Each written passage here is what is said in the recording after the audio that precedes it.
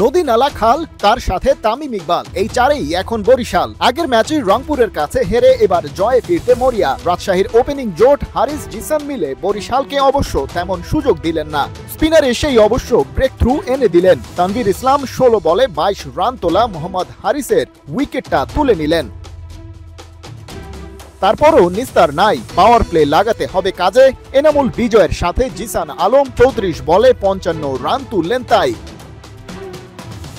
জিসান এগিয়ে যাচ্ছিলেন বীরের বেশে, তবে ওকে 38 রানেই থামিয়ে দিলেন ফাহিম আশরাফ এসে। তার আগেই বেশ খেল দেখিয়েছেন তরুণ তুর্কি, 3টা করে 4 আর ছক্কায় সিলেটের মাঠে করেছেন আঁকিবুকি। জিসান ফেরার পর রাজশাহীর রানের চাকা হলো ধীর। বিজয়ের সাথে ইয়াসিরের জোট 35 বলে 48 রান তুলেই স্থির। 39-এ ফিরলেন ক্যাপ্টেন, 37-এ মিস্টার আলী। 149 রান তুলতে ওদের 4টা উইকেট গেল খালি।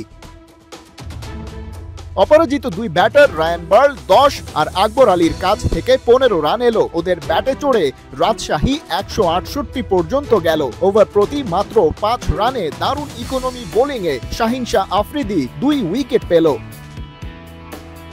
টার্গেট সহজ, কাজটা সহজ না তাই বলে সেটা আরো কঠিন হলো ওপেনার প্রীতম কুমার 3 রানে ফিরে গেলে। তামিমকে সাক্ষী রেখে ড্রেসিং রুমের পথ ধরেন কাইল মেয়ার্স। জোড়া ছক্কা, 3-4-এ 11 বলে তার 24 রানের চিয়ার্স। তাওহিদ আফ্রিদি 13 রানে ফিরলেও কাজের কাজটা করে দিয়েছেন তামিম ইকবাল খান। মোটে 48 বল খেলে তুলেছেন 86 রান। বাকি কাজ খান সাহেব করেছেন। মুশফিককে সাথে নিয়ে 2 ওভার 3 বল হাতে রেখেই জিতেছে তারা। খালিদ জামিল, 71।